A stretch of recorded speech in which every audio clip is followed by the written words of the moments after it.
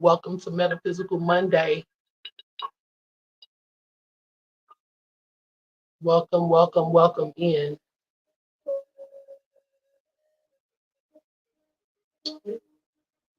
Again, I can only see people that are tapped into the live from YouTube here on Calligraphy TV. If you are on Facebook, Denim Design, I cannot see your comments or that you're present. So I just want to, there's someone on that side watching. I want to welcome everybody in and everybody that will be tapped in. And I'm going to just, I'm going to take a few moments before I get started.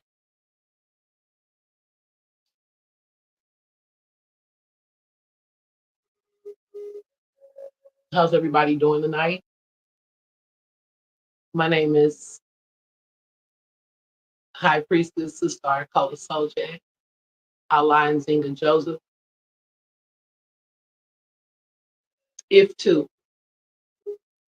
Yeah, that's my, I don't use that name a lot, but Iftu is light. That's also a part of my name. In every initiation, a name adds. So I just want to thank everyone for coming in. I'm hoping to get calligraphy on point. You know, I'm gonna have to take some time to try to find my audience. If you are tapping in on calligraphy and this is your first time coming into one of my live streams, I know it's a lot going on this page. It's a lot as far as, you know, maybe subject matter or, you know, me doing readings and all this other stuff. Just know that this channel is geared to spiritual elevation. I deal with esoteric topics. I'm an oracle, 20 plus years. So yes, sometime you will see readings. But I build on, when I was on Soljet Tarot, you know, I was building on landscape, some other type of things. I don't know what's going on with this phone. Okay, that's the end of the music because I have to unlock this phone and I'm not doing that. So good. We don't need no music. I didn't get that. Could you try again? I need to cut this phone off. Just to confirm, you want to power off this device? Yes. Okay. Sorry about that, you guys. So I guess I can go ahead and get started now.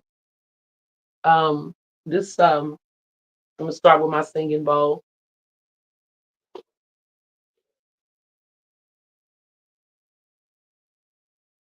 Actually, put it here.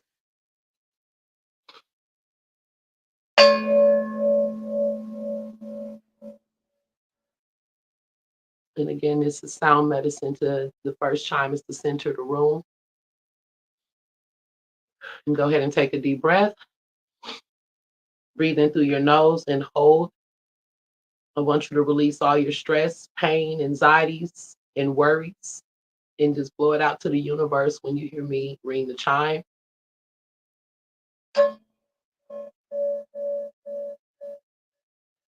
Now, this particular bowl I'm using tonight is for the root chakra. Okay, so this is dealing with us on a base level, our primal instincts and our security and things of that nature, our ancestral line, our sexual energy. Some of those lower vibrations when we talk about the shadow resides in the root. So I want us to go ahead and clear that and release, clear some of the blockages we may have in the root or some of the imbalances, and just go ahead and take a deep breath and just focus on releasing. Okay, releasing all of the energies that no longer serve you. Go ahead and take a deep breath through the nose and hold it. And when you hear the chime, release slowly.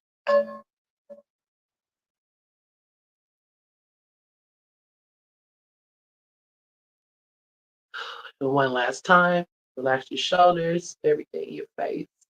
Yeah. And again, take a deep breath. Inhale through the nose. And if you're feeling hella good, blow out some of that good chi when you hear the chime. Ashe, slowly. Okay. So tonight, the way I want to start devotion, welcome in. I see somebody in. I can't see who it is. You can always leave a comment. Welcome, welcome. But tonight I'm going to start with my devotion. It's going to be a one card pull because I want to go ahead and get into the bill because it's a lot to cover. It's a lot, as in it's a lot, and it's heavy. I don't want to make the live too long, but I do want to I want to cover this information. I'm also going to give a trigger warning with it as well. Okay. So let's see what spirit is giving us. This is an oracle pull, and the oracle pull is going to be our devotion. I'm using the Osho Zen Tarot deck. If you're interested, Osho Zen Tarot is just like next level. I like it because it goes really deep, not on the superficial stuff, but it kind of gives us a little bit more. Oh, I'm pulling out sorrow. That's not the card I wanted to see, but since I do see that, yeah, there's a lot of sorrow going on right now. This shows a man that's in grief. You know, there may be some of these people that's getting the karma. This karma is karmaing right now. It's on overdrive. Okay, but whatever the case, if it's people that may have lost loved ones, or you may be going through karma. I mean, sorrow for many different reasons. I just want to send some positive energy to that. I want to tell you to take your time with grief because I just came out of a period of grief myself. And yeah, be easy with yourself. Somebody is not sleeping at night. This is like, and I'm not here to do an oracle read tonight, you guys. I mean, I'm about to get into the gatekeeping of the shadow. But since that came out, I just wanted to send positive vibes to the people who may be going through heartache of any kind. Yeah, there may be some of those celebrities too right now. They like, oh my God, you know. But anyway, the card that we pulled is consciousness, so that's the one I'm gonna read for the room. I didn't want to make sorrow the card of for everybody, so we're gonna get into consciousness, and then right from there, I'm gonna go into my build, and I'm just kind of aimlessly. I need to use my table of contents because this is a different deck. It's not like the traditional completely. So give me a moment. And we're gonna go into, oh, here it is. Okay, our card of the day. Now this is an oracle. I'm gonna read the oracle form of it as a message for the night, the message for the evening, the message for the week, however you take it as it resonates. Okay. So we got consciousness. I think that's interesting. Uh-oh. I think that's interesting because this is the path we're on. We're on the path of becoming more and more conscious, more and more aware. So let's see what consciousness is. When you choose this card, it means that there's crystal clear clarity available right now, detached, rooted in deep stillness that lies at the core of your being. There is no desire to understand from the perspective of the mind. The understanding you have now is existential, whole, in harmony with the pulse of life itself. Accept this great gift and share it. Okay, so sharing the consciousness. We come from the unknown and we go on moving into the unknown. We will come again, and we have been here thousands of times before, and we will be here thousands of times again. Our essential being is immortal, but our body is our embodiment is mortal. Our embodiment is mortal. Excuse me. Our essential being is immortal, but our body, our embodiment is mortal. Our frame in which are our houses, the body, the mind, they are made of material things. They will get tired. They will get old. They will die. But your consciousness, the thing beyond mind and body, something that goes beyond everything, that is eternal. That comes into the expression and goes again into the unknown. This movement from unknown to known and from known to unknown continues for eternity unless somebody becomes enlightened. Then that is his last life. Then this flower will not come back again. This flower that has become aware of itself need not to come back to life because life is nothing but a school in which to learn. He has learned the lessons. He is now beyond delusions. He will move from the known for the first time, not into the unknown, but into the unknowable. Okay, so that was a heavy message. I didn't even know it was that heavy. Take it as it resonates. Um, but it is speaking to this space that we come into that goes beyond the mind and the body. So I want you guys to just give me a moment because I need to blank out just for like a few seconds and give me 1 second.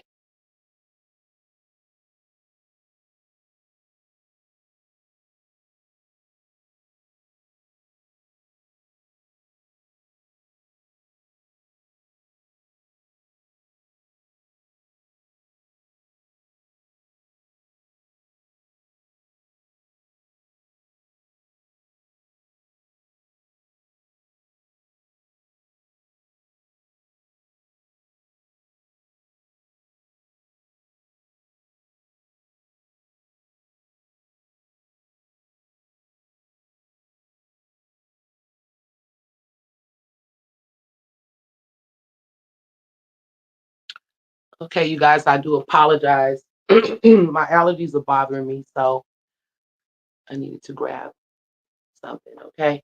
Anyway, I'm gonna go ahead and get into the bill because I want to go ahead and get through it. So what are we building on tonight? We're talking about still in Duality series, and this is about the gatekeeping of the shadow. Let me get comfortable. I wanted this live to be comfortable. Um, and it does come with a warning. Like I said, I'm gonna get a little bit closer in. Um, I just want to just explain a little bit because I think there's been some misconceptions. Um, and if it's not misconceptions, it's definitely some energies that may not comprehend fully or they don't want to comprehend fully or whatever it is. But there may be more misconceptions than anything about what I'm about and what this channel is about.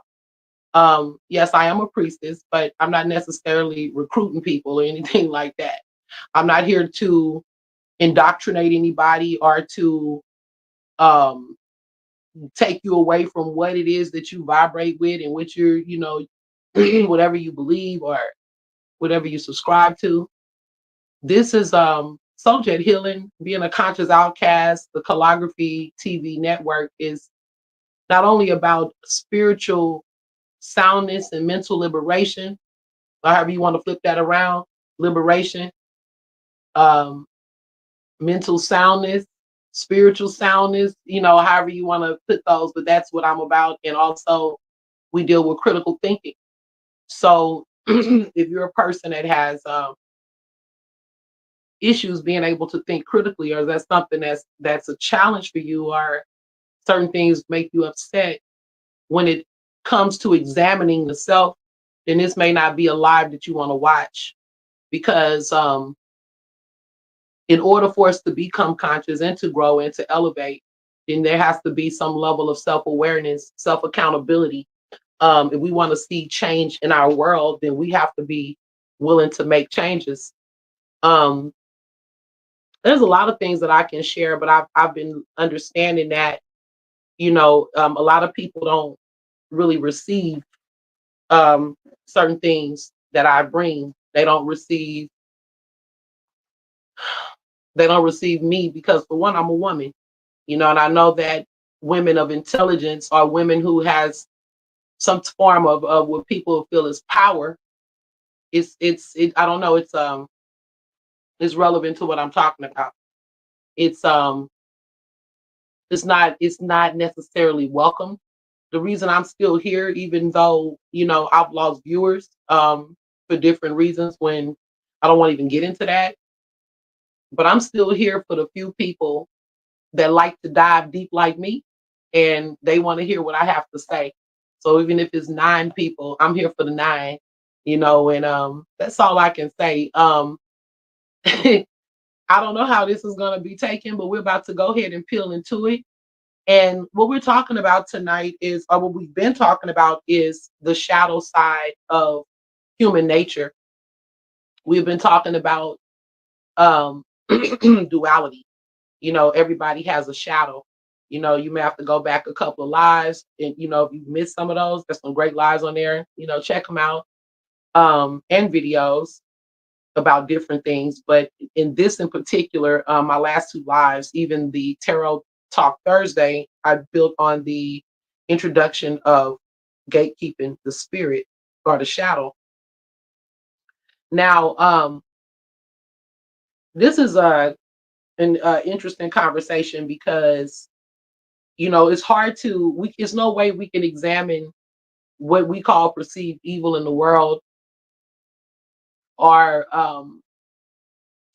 our nature, human nature, what we call moral and immoral, if we have the inability to look and examine ourselves and look and examine both sides of the coin of human nature, of human nature. Now, I was late coming on tonight. I just got to say that, shout out to my Libras.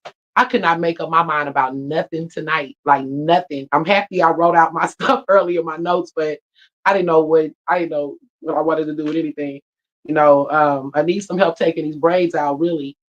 But it was crazy. But so, and even that's part of my shadow energy.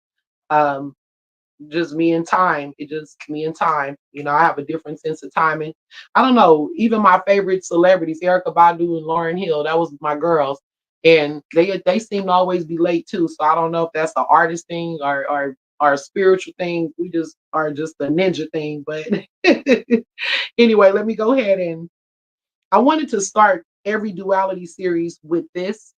When we talking about darkness and talking about the shadow and talking about, people call it evil, but I don't take it there. I take it there when it's appropriate. But what I mean is, the shadow doesn't necessarily start off in the form of being evil. Darkness doesn't necessarily mean evil, but it's just that dark always have a connotation where people want to, attach evil to it, and that's, societal stuff. So I'm gonna make sure we're clear on that. The shadow and darkness is what I speak to, but then I also go into how it becomes, this monster, right? But or how it can be if it's not checked. So I say this in every live since I started the shadow, and I think this is like the third one. So I just want to start with this, because this is for people who wonder, like, why is there evil in the world? Why is there darkness? Why is there, why are things the way they are? Are people that deny it altogether. It says the shadow can't be eradicated, only suppressed. The shadow cannot be eradicated, only suppressed or denied. It's suppressed by indoctrination, social taboos, and cultural and familial structures. The gatekeepers of the shadow manipulate our minds and emotions using fear tactics, bullying, incarceration, abuse, embarrassment, and whatever else you want to put in the blanks. So basically, this is my definition of it. I'm sure there's more you may be able to add or whatever or share, but this is where I'm at with it. The shadow cannot be eradicated, only suppressed or denied. It's suppressed by indoctrination, social taboos, cultural and familiar structures. The powers are the gatekeepers of the shadow manipulate our minds and emotions using fear tactics, bullying, incarceration, abuse, and embarrassment. Okay, and witchcraft. Now they be like, "You a witch." So what I've gathered about witches, I think anytime you're a woman of power or a woman that deal with spirituality, then you're automatically a witch. Okay, so anyway, the spiritual veil is thin and becoming more thin day by day. Right now, we are in the fall season, and this is the fall equinox. And this is the beginning part of our year when the spirit world and even the so called dark energy is more presently felt. We are in a new world as we are used to people in our society operating in a artificial form of light. Okay. So I'm saying we are in a new world now. And the way we've operated in the past is watching people operate in our society, in our families, friend circles, even just people every day that we deal with in church, in whatever. We've been operating, or the people have been operating on a false sense of life. Okay. So, or an artificial form of light. And I'm speaking to that because the shadow is always denied, right? Nobody wants to be akin to their shadow. Some even use, no, I'm not going to go there. I put this joke in there, but it's a bad joke. So um, I was just going to say that a lot of people hide in with the sheep. They cover themselves in sheep's clothing, you know, but the wolf cannot be denied. The wolf cannot be denied. The energy of the wolf is going to be ever present, even in a flock of sheep. Okay. You may not see it readily, but go beyond the gate and you'll see exactly what's in the gate. And I think that's what I called this live tonight. I can't even remember it. I think it's called what's hiding behind the gate. Now, like I said, the wolf cannot be denied. This generation keep telling us over and over again that they're on demon time. Some of the people out here watching, be on demon time. You be on demon time. But behind the gate that housed the shadow, this is where the demon time exists. It's like let me say this again. They're on demon time and they keep telling us, but some of y'all are also on demon time, but it's behind the gate that housed the shadow. So some of the demon time people that partake in certain activities is behind the gate that houses the shadow. But people in this generation, and this is what I want to go back because I don't want to get it confused. I spoke to people in a society that I grew up in. They operated on an artificial sense of light. Okay. We've been operating on an artificial sense of light because that's considered goodness. That's considered consciousness in the form of denying the shadow. And so you see these artificial forms of light outwardly in what we project or want other people to fall in line with, but then there's still, the shadow's always been here. It cannot be denied. It cannot be suppressed. The presence of the wolf is always there.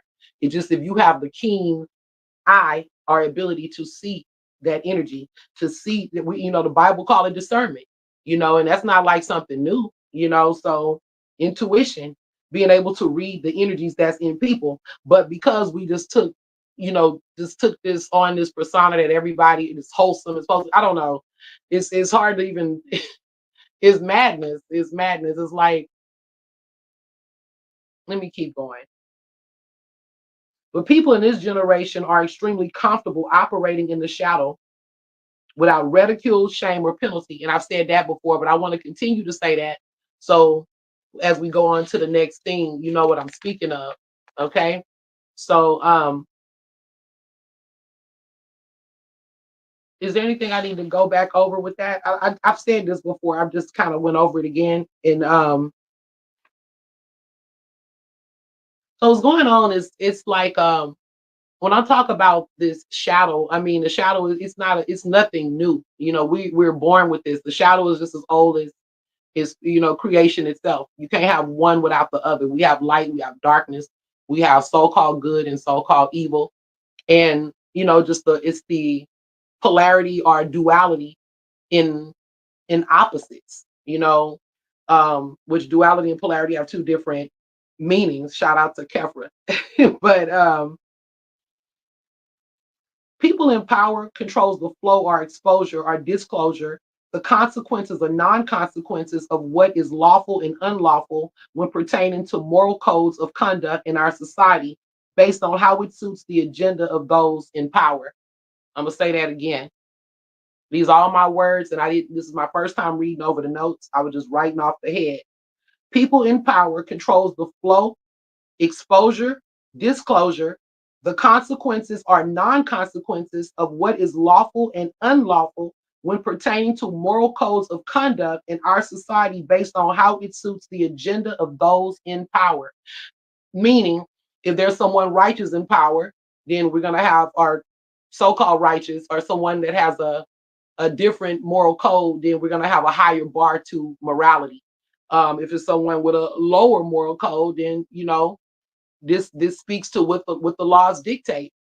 And I really didn't want to touch on this, but I am in the sense of learning, and it's not to go against anybody or anything, but I want to speak about homosexuality just briefly.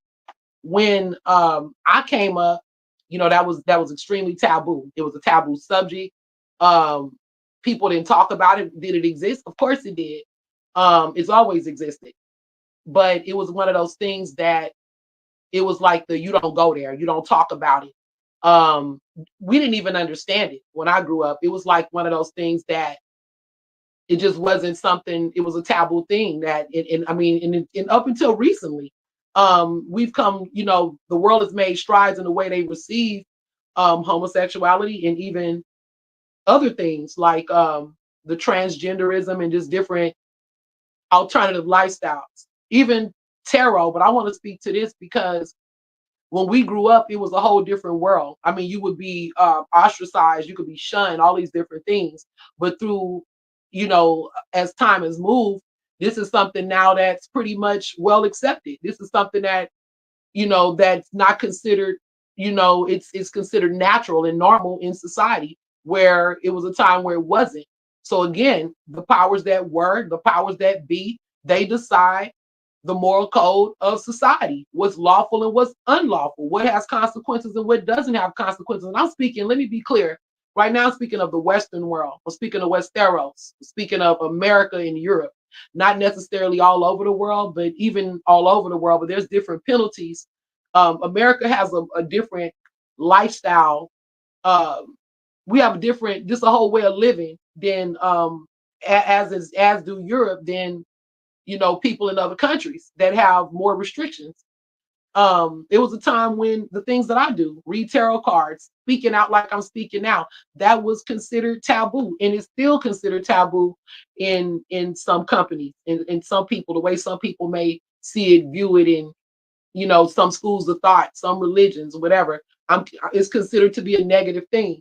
But my point of even mentioning that is because we deny it and suppress it doesn't mean it don't exist. And denying and suppressing these things within ourselves, this is what allows the shadow to run rampant. And then I'm gonna keep going, and then I'll get to that. And like I said, it's just as an example, because that's the society. I grew up in 79. I was born in 79. So I grew up in the 80s and the 90s. So I saw the world go through a lot of changes. The 80s were when a lot of things began to really change. I'm assuming because things were kind of rigid before that. Well, the 60s was wild, but I'm just speaking to mainstream mindsets. So anyway, um, where was I at? Okay. So to go back to what I was saying, is basically who's in power. The people in power, depending on their moral codes or what their laws are, what they decide. This is basically what dictates what's right and what's wrong. And that includes religion, that includes education, that includes sexuality, that includes spirituality, or just whatever you want to, put into that. Um, Criminal codes. That is to say that good and evil, or again, as I've before stated, is subjective based on what the rule book is being used against and the yardstick that is being measured by at that time or in a relevant era. So I was just basically completing that part of what I said. Okay. Good and evil is subjective. Okay. So basically, good and evil in itself is determined by those who deem it as good and evil, and then of course we have, religion that's going into something that's of course one and the same. It's all it all meets up, it's all integrated, but it's different factions of the same thing. Okay. um there of course has to be order to some degree and rules of engagement, manners, a sense of humanity and kindness that as a society we agree to openly, especially if it infringes on the well-being and safety of another living being. Follow me? Yeah, so it's kind of like even in witchcraft, they got the rule of three, do no harm, right? So yeah, I think I said it. I'm gonna just read this part. But then there are rules. So basically what I'm saying, as long as there's certain things openly, like in school, we learn manners, we learn thank you, we learn excuse me, we learn, basic manners that we need in society that make society more functionable. But that's not to say that necessarily that saying good morning and thank you and excuse me, that don't mean that it's necessarily good. Like it's only good because we deem it as good. It's good because it works in society. You know what I mean? So um but again, there are rules and laws that limits the mindset, spiritual and sexual expressions, and natural ways of living, and prejudices and unfairness that blocks progress, enlightenment, economic progress, medical breakthroughs, etc. So I'm saying, even though we need rules, we need laws, we need things that help society to flow better, so that we are safe, that we are able to communicate, that we're able to progress. But there's also laws that limits the mindsets. And this is, I'm speaking more to, because when you're dealing with things that work better as a whole, like that's what the Age of Aquarius is about too. The downside of Age of Aquarius, it deals with what is needed, or what whoever is in power, whoever making the decisions, what the group needs, what everybody needs on a more collective level. So when you're looking at collective needs and looking at uh, humanity, or looking at it from a larger scale, then sometimes the individual needs of subcultures and individuals get ignored, or they become oppressed in that. So one group's liberation is another group's oppression. Okay. So there's laws that limits the mindset, spiritual and sexual expressions, natural ways of living, and prejudices and unfairness that blocks our progress, enlightenment, economic progress, medical breakthroughs, etc., because it goes against the rule book. Okay. I ain't gonna be talking about this shit too much. But it goes against the rule book that is currently in effect. It's a threat to our current establishment. So it becomes demonized through law, religion, and traditions, social or societal values at that time. And society at times have become so rigid, it tempts people who feel oppressed and silenced. This is a lot. Give me a second, you guys. It's like a lot, even the way I wrote it. So hold up. Let me go back. I just want to go back to what I was stating. I'm speaking of the rule book that society has, which we all know about. And if it's anything that we do, think, feel, express ourselves as a threat to the establishment, even women, and I don't want to, I try so hard not to divide male and female, especially in the Black community, because there's so much division between us already. But the fact remains that there's definitely um, there's definitely something off kilter with the way the male and female receive each other, or the way we relate. Is something that's very off by that. And I know that the patriarch Patriarchy has a lot to do with it. It could just be the power struggle, power dynamics. I don't know. I do know, but it's just so much more to it than that, because we have awareness, and what's keeping those mindsets? Is that part of the gatekeeping of the shadow too? Is that a shadow? Um, the hatred and abuse and oppression of women, is that part of the shadow? I'm asking for not just myself, but for a lot of the women out here that are just trying to find their place in society. Women who don't have husbands, and it ain't because they just sow this and sow that. It ain't enough men to go around, decent ones. And sometimes it is because we're trailblazers or leaders or powerful people. Um, I never wanted to just be a leader. I wanted to be a part of it, part of the group. But you know, um, my shadow was stepping into my power. That's part of my shadow. So I hope to inspire other people, male or female, do your thing, because they're gonna always have something to say. And that's my point with these shadowy creatures, humans, and anyway, all of us, we all have the shadow, but understanding that it helps you to release judgment, because we live in judgment so hard, and judging other people, and not focused on you know um our own progress, well-being, walk with the spirit, walk with Jesus, walk with whoever you believe in. We're so focused on what another person is doing, and what other people are doing, but that's part of gatekeeping the shadow also. That's also part of gatekeeping the shadow, because we always looking for that scapegoat, the scapegoat to put the blame on, to put our sins on. And that's there go your creation of the devil. Yeah, I said it. There goes your creation of the devil. The devil was created to be the scapegoat for humanity.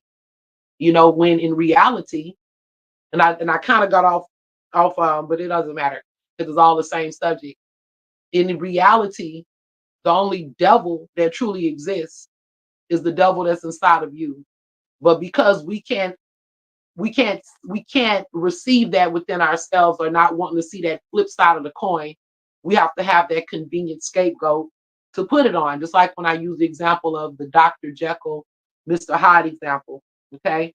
Um, they were very familiar with each other, but he made a choice in which energy he wanted to operate in, which consciousness, which level of consciousness, which spirit in within himself that he wanted to operate in. So that's what it is. Everybody has a choice, and we choose. It's not like, oh, I cheated because the devil made me do it, or you know um I committed all of these heinous crimes because the devil told me to do it.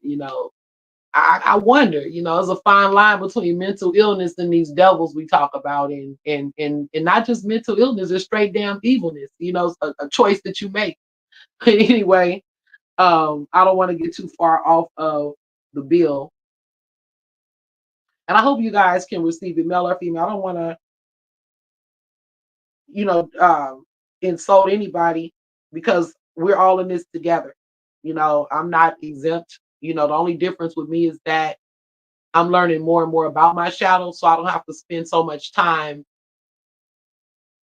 beating other people down, and forcing this and that. And, you know, yeah, people got to get right with themselves. Michael Jackson said it many years ago, you got to start with the man in the mirror, okay? Anyway, so where was I? I said it was kind of like a lot coming out. So I was speaking to the rule book. We got past that. So I was speaking about when it's a current threat to society or the establishment, then that's when it becomes demonized, such as the what you want to call black power. And when I speak to black power, I'm speaking of black empowerment. Not just black empowerment, but when the world began to become enlightened, uh, it was certain powers that fought to keep that closed, to keep that shut down, to keep that behind the gate. Um, and it's so much confusion, because that's how the powers that be want us to be, or the powers that were, they want us to stay confused, stay back and forth, not understanding even the debate of good and evil, or dark and light. Okay, so Where was I at? Okay. So I was speaking to there's been many times where, like even when you talk about the times of the Puritans or um how rigid things were, when you talk about the Salem's witch trials and just the heinous evil, because that was evil, very evil, uh to just they slaughtered and massacred just innocent people, like I say massacred. It was a true witch hunt. I mean, it was crazy.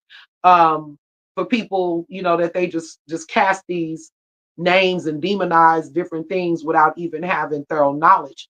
So when I go back to black, because one of the first people in the trial was Tituba, and she was a black woman, or a woman of color for sure, an Arawak woman. Um, and they deemed her as a witch when really she had metaphysical knowledge. Black women, people don't want to give it to us, but we've been at the helm of metaphysics for many, many, many, many, many, many, many, many, many, many moons, at the helm and the head. But that's something different, something else I don't even want to tap into tonight because of so many fragile egos. But are you about getting this knowledge, or are you concerned more about where it's coming from? If you were really about cause and solution, then it don't even matter. It's about getting what you need to get so you can continue to elevate. All of that ego stuff and I got to get to the finish line first, that's going to keep you locked into a frequency that is low vibrational, and it anyway, it operates at a space that hinders our progress. Okay. So anyway, then there's been times in society, I was speaking to the rigidness. When societies are rigid, like the silent generation, when you talk about stuff like silent generation and just early 1900s and just different times in our society, people began to feel so oppressed. Then you give birth to societies that came next. The next era after the silent generation was the baby boomers. And that was a wild generation. It was a wild generation because people were so oppressed. People were so tired of just these, this different, what they felt was negative. And even that, I mean, when you talk about war, is war the shadow, is it necessary? Is it a necessary evil? Hey, you know, I'm not here to debate that. But at the same time, when the people were going crazy in the 60s, people might have thought like, wow, that's, what's going on with them, when both sides, the 60s were about self-expression. But again, when the shadow is suppressed for so long, it can become out of control, where that's why I said it has to be a divine balance. But when you put such rigid views and limitations on humans, that is that's the natural thing to do, is to oppress it and bucket, is to find a way, an outlet to express yourself, to express those energies, especially when you're talking about like sex and creativity and who somebody's supposed to love and all of these different things like that. You're going to, you're going to have some backlash or people that's rebelling. And that's where the shadow begins to form, is when you're talking about the gate. And because there's going to be gatekeepers. Let me continue to read, because I've covered this. I don't want to get too far off. Um, so when people feel oppressed and silenced, it makes them buck the system and break the laws. And if enough people feel this way, subcultures or hidden communities or societies are formed in order to liberate themselves from limiting self-expressions. This is when the shadow gains momentum. And that's what I was about to say, but I wanted to read it. This is when the shadow gains momentum and power. And strangely, the lawmakers or so-called great people of power of the world surprisingly end up at some of these same mansion parties, right? Why is that? See, that goes back to what I mean by the gatekeeping of the shadow. The video that I did last week, I spoke to, they gatekeep it, but then they also open the gates when it's beneficial. Like when you talk about watching the news, in one sense, it's like, everything is like, oh, that doesn't exist, or oh, this is a random occurrence. But then when we watch the news, we see it coming out like a floodgate all day. Murders and people unaliving their own children, and children unaliving their own parents, and sexual stuff, and Diddy parties, and you seeing all of these different things. In the government, just all, I mean, on and on and on. With the news perpetuates all day long, which is fear, and control. They want that fear and control over humans. So they use the shadow when it's beneficial for them. But believe me, just like the light is always at work, the shadow is always at work. There's somebody right now having a freak off. Diddy, the freak offs didn't start and stop and begin and end with Diddy, and that's yeah, anyway. So continuing, I want to reread this last line. I say, strangely, the lawmakers and so-called great people of the world end up at these same mansion parties. And I'm speaking of mansion parties as a just an analogy for um, just for whatever, just end up doing the same deeds. Like I always speak to that. They talk about, like rich kids and some of the rebellious things that rich kids do, and not having a sense of responsibility or a sense of care, and feeling like they can just get away with things and break laws. And then they'll talk about the children that's, you know, in the hood, or children that come from, or even people in general, but I'm speaking of young people right now that may come from the other side of the track.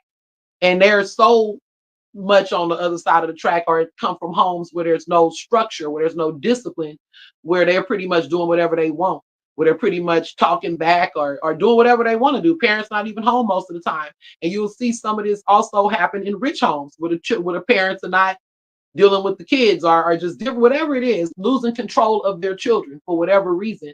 Um, and then they'll end up in the same place, because again, the shadow cannot be denied. You'll see, this is the reason why Hollywood, politics, drug dealers, and and criminals, and all of these people end up in the same parties. It don't matter if they black, white, or other.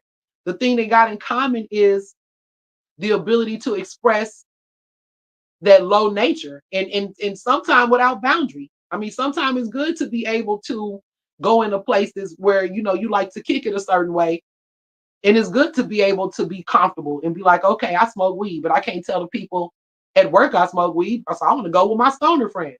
In a sense, that's a part of a shadow part of yourself, where you doing your thing. You may enjoy whatever you enjoy sexually, and you do that in your own, you do that in the space where you got people that vibrate in the same way you vibrate.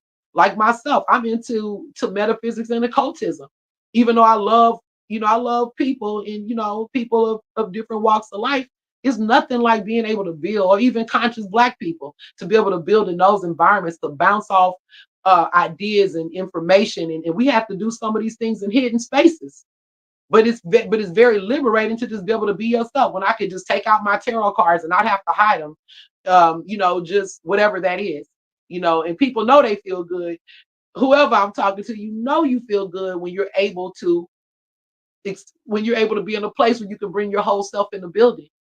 Your horns, your tail, your claws, and everything. And that just basically speaking to whatever society may deem is not cool, but you're in a space now where you can do it. It may be a certain kind of music you like, and it's not played on the radio. It's not, back in the day, I remember like dirty rap music.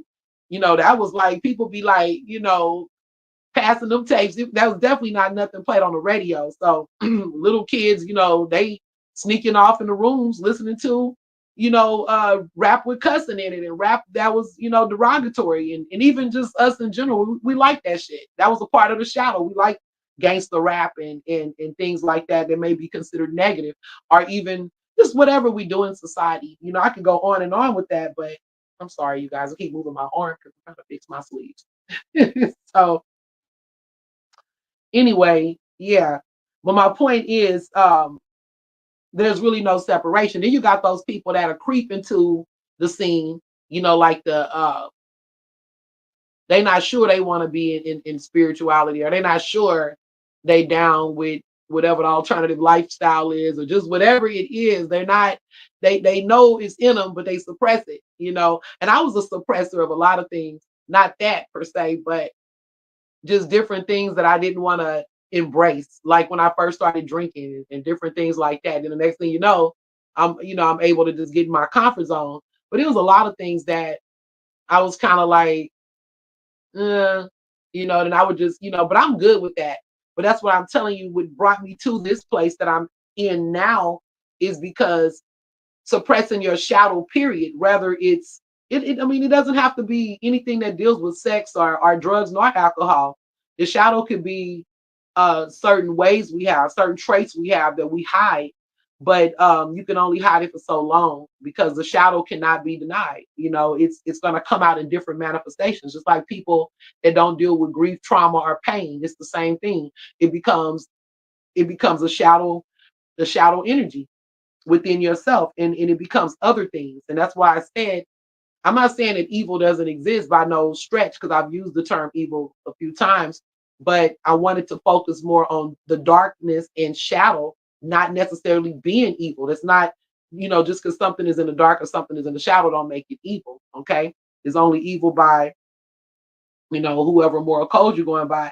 But what I want to say is that when you suppress the shadow, you you you began to create an atmosphere where things can grow into evil.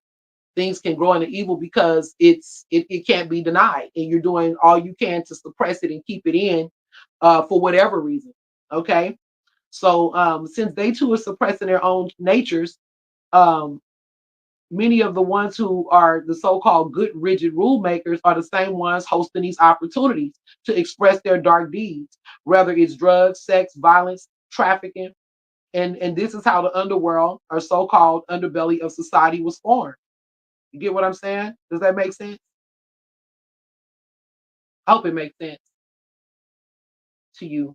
Um, I was basically saying that these rule makers, or whomever, that's whether it's the church, the government, whomever it is that make these rules, these so-called good rigid rules, are the same ones hosting opportunities for to express their dark deeds, rather it's through parties, drugs, sex, violence, trafficking, etc.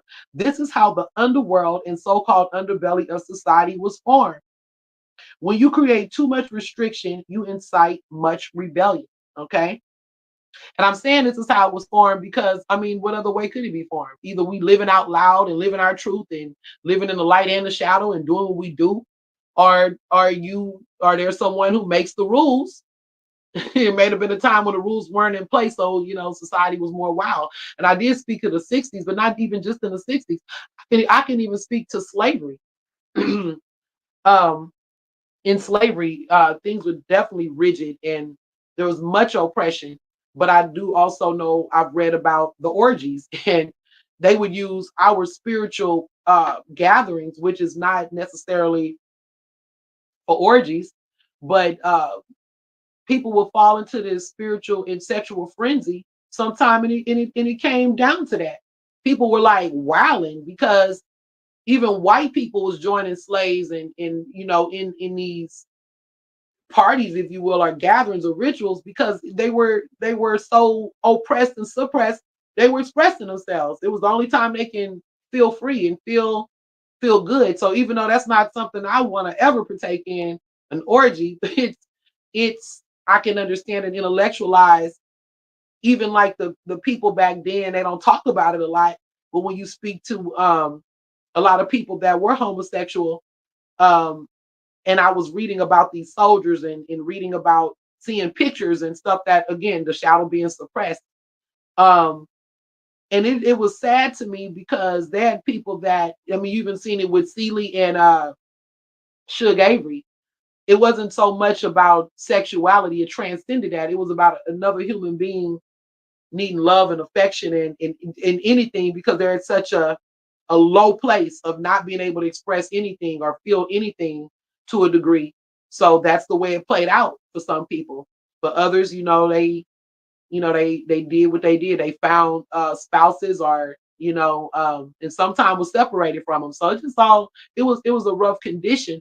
But I just wanted to speak to, these are the ways that the shadow is born. Okay. And I'm not gonna make this live too much longer. Once I get through this information, and this the reason why is because this is a heavy subject to me, and to other people that may not This may not be their, what they subscribe to. So I wanted to just kind of sit and really think about it, because I'm gonna go a couple of more places that may be more uncomfortable in the next 2 live bills. And then after this, I'm gonna get off the shadow, but I thought it was necessary.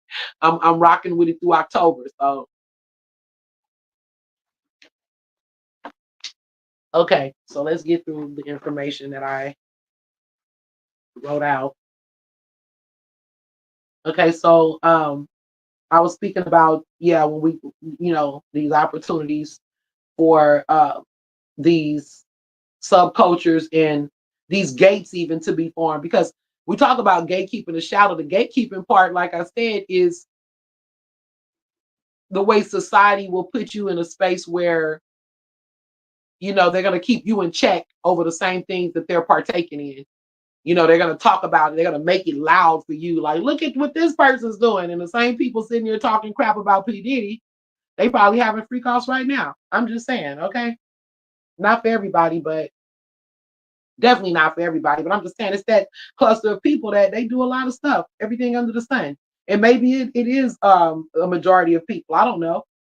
I don't know what people do, but I know that it's here, it's real, it's reality, because we're seeing it playing out.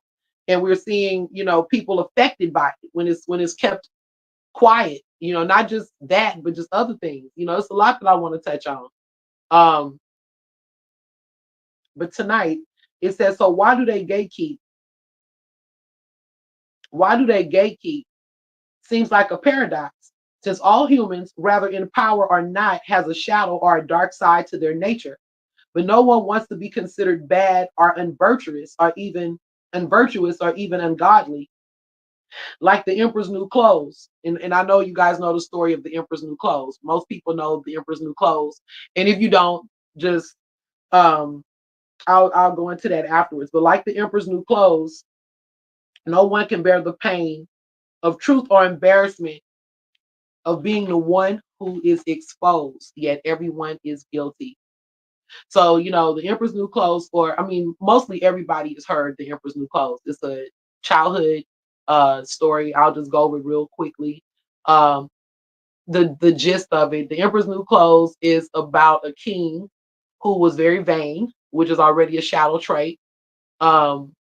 He loved to wear all of these new clothes, and he would like change clothes every hour.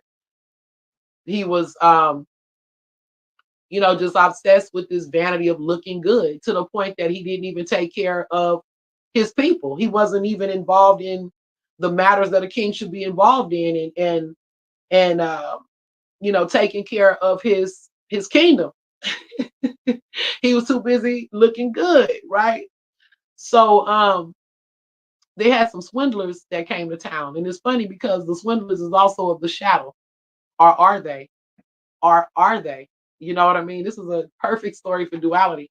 So the swindlers come into town, and they're like, they have all of this beautiful fabric, and they're showing off these threads, and oh, we can do this, and we can make you this special wardrobe of clothing, because he was always looking for seamstresses and new outfits and new ideas to show off to his kingdom. This dude would like literally go out here strutting his stuff in front of the kingdom that he not even uh nurturing, to show off his new clothes. He was a fool with it. So here he come. The swindlers are going in about these special clothes. He said, but the deal is, these clothes are invisible to the unvirtuous, basically. Or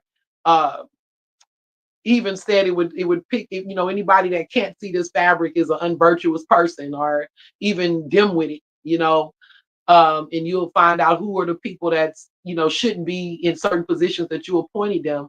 You're going to see all of this through this fabric.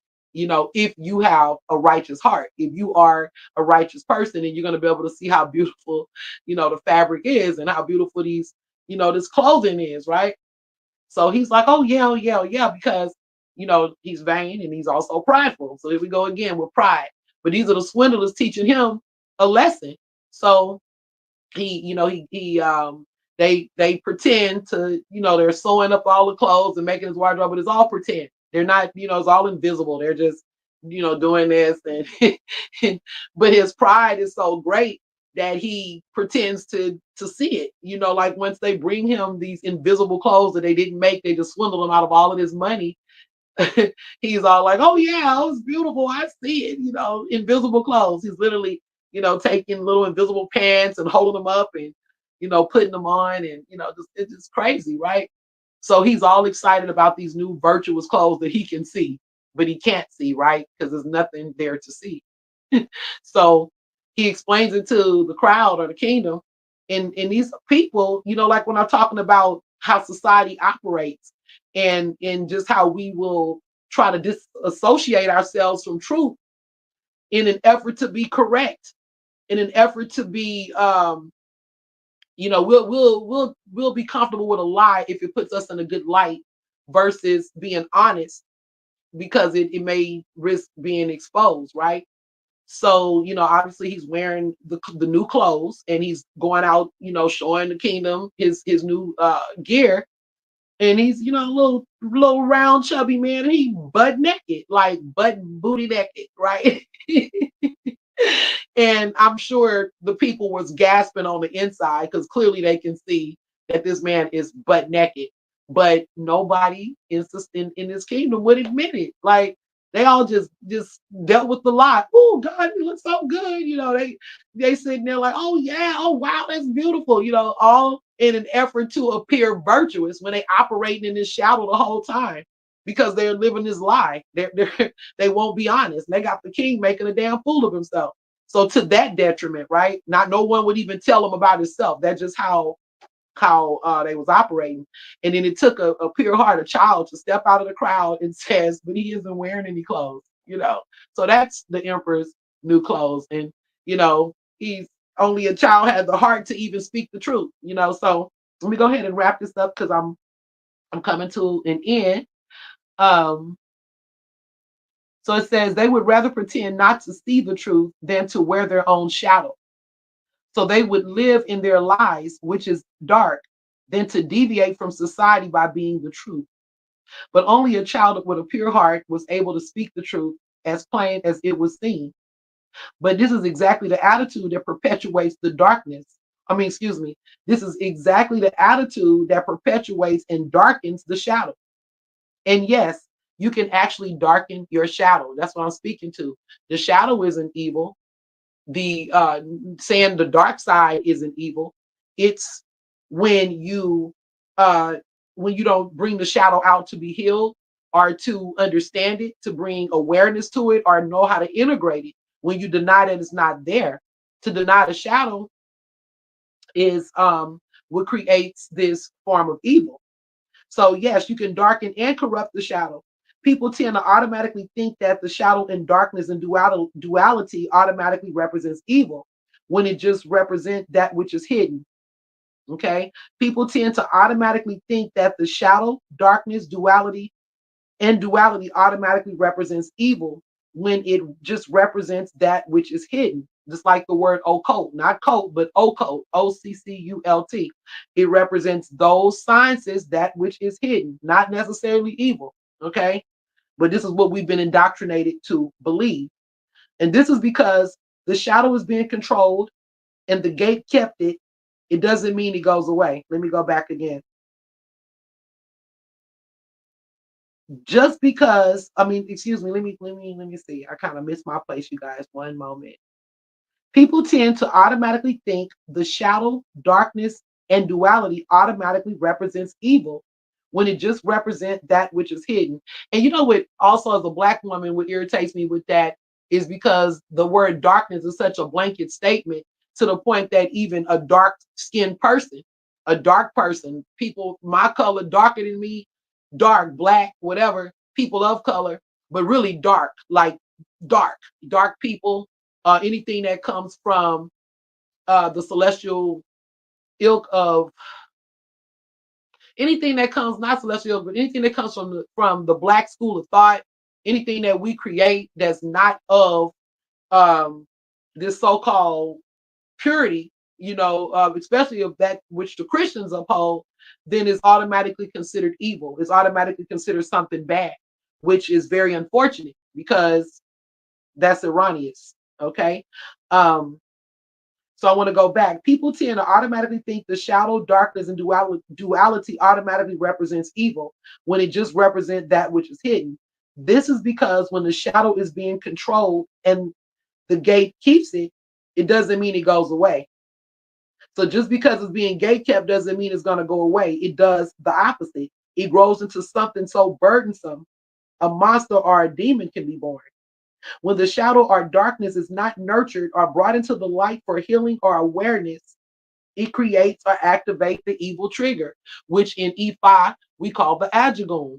You have Orisha and then you have Ajagun, which is the other side of the high angelic force. You create the demon in it, the demon force of it, because it's not in balance. And when the demon force comes out, or what we call the demonic, or the, well, Christians would say demon, but these lower forces is because, or it will, it does become a form of a demon of the Ajagun because you're not in balance. It's you're too much to the left or too much to the right, but it's not in balance. It's not in harmony. So when your yin needs a little bit of yang and your yang needs a little bit of yin, yeah, you create an imbalance. Okay, so that's pretty much what I wanted to build on, you guys. I hope it was smooth enough and understandable. Now, I just wanted to close on the situation. I'm not going to go deep into like the P. Diddy, R. Kelly, none of that stuff. But I do want to just say, I am going to say this about it. You know, it kind of, it's very troublesome to me because um, on a lot of sides, on many sides, it's almost hard to process because you have people that want to clutch their pearls and shit when they find out about P. Diddy and R. Kelly and different people. But how long did we know that this shit was taking place? How long did we assume? How long did we know that P. Diddy is a bisexual man? We already knew that. I don't know why it's like so, oh, you know, um, and that he was also, now maybe some of the creepier stuff, you know, no, we may not have known all of that in detail. But we definitely knew R. Kelly was pissing on girls 20 years before he ever went to jail for it, you know. So I don't understand what the shock is, but then on another side of that whole multi-layered thing that's so complex and just crazy to me, then you have people that supposed to be so righteous and supposed to be, oh, I'm a Christian, I'm a this, I'm a that, you're a witch, this is evil, all of this stuff like that. But these are the main people defending these people that do this shit. Y'all defending the deviants to the point like pick a side. I don't, you know, it's so confusing to me. And I don't really care what people pick. I don't care what you think is right or what you think is wrong. But I will say this. You need to check your own shadow before you start coming at other people about their shadows or what they do is wrong. Because that's when you create your own hell. That's when you're living in sin. And to deny your shadow is living in your sin, is living in bondage. That's when you create the monster within yourself. And just one more thing, I'm not going to go too deep into that, but I just want Black people to really pay attention to what's going on, because anytime we didn't create this pie. This is something here. I'm speaking to Americans, especially, and you know, Black Americans, especially, and any others that come to America. You know, we always think that we can do all of these things to get a seat at the table, but I want this to be a lesson to all of us as a community. You know, P. Diddy ain't come up with this shit on his own. This is stuff that, if you look at the origin of Hollywood, and not just Hollywood, Western culture and society, they're deviants. The American dream was doing a lot of this stuff that people are now saying is that P. Diddy has done. Mansion parties ain't even nothing new. This is something that's been going on since, especially the induction of Hollywood. But again, people suppress the shadow. If y'all want to see some real nasty work, check out Aretha Franklin's daddy and what he had going on in church. You know what I'm saying? It's been, this ain't no new stuff. And we already know what was going on during slavery. They was forcing slaves and stuff to have freak offs. Come on, let's talk about it. They was forcing slaves in the plantation to have freak offs. But now all of a sudden it's some foreign out, you know. So now we see that the shadow is out, and now what we're gonna do about it? How are we gonna respond to it now? How are we gonna move now? We're gonna continue to hide it and gatekeep it? Are we gonna continue to to let people partake in it and know they're partaking. See, that's the part that pissed me off. And I hate that we can't be smarter when they were learning the lifestyle and getting into this rich and famous stuff. These are things that people were already doing in there, but doing in this lifestyle, doing in these places. But some people don't, power corrupts, and absolute power corrupts absolutely. So, it was just no boundaries. It just straight up out of control. But don't get it twisted. This ain't no new shit, and it ain't no black shit. It's something that, like I said, it's some human shit right now, and it's things that y'all about to see more and more of this type of stuff manifesting, people being exposed. But the great part about the shadow being exposed is we can now take care of people that's been solidly victimized, not just in Hollywood or in the famous world, but in our homes every day. I'm talking not our homes, but just in communities. They got children that and people that are dealing with some serious shit that's going on every single day, but it's quietly kept, and it's been like that for generations. And it doesn't have to be just sexual, rather whatever the abuse or the nasty work that's being done behind the scenes is, it gives people an opportunity to to really embrace, well, not embrace, but I guess is embracing the shadow, but it gives you a chance to examine yourself, to examine the world, to examine who we look to as heroes and role models, to examine what we've been taught. I mean, yeah. So I'm gonna end there, I guess, and hopefully, you guys get something out of it. Peace, love, and light. I will be on again for Tarot Talk Thursday, and also I'll be back on Metaphysical Monday. The next bill will be called I don't know if y'all ready for this one, but it's called uh I want to talk about the I forgot what I called it, but it's basically speaking to does God have a shadow? That's what it is. Does God have a shadow? And yeah, I'm gonna go deep on that. So you guys, thank y'all for watching, tapping in. Feel free to leave comments. If you like the content, please send me a like. If you are not subscribed to Calligraphy TV, please subscribe. Yeah, Ashe. Peace.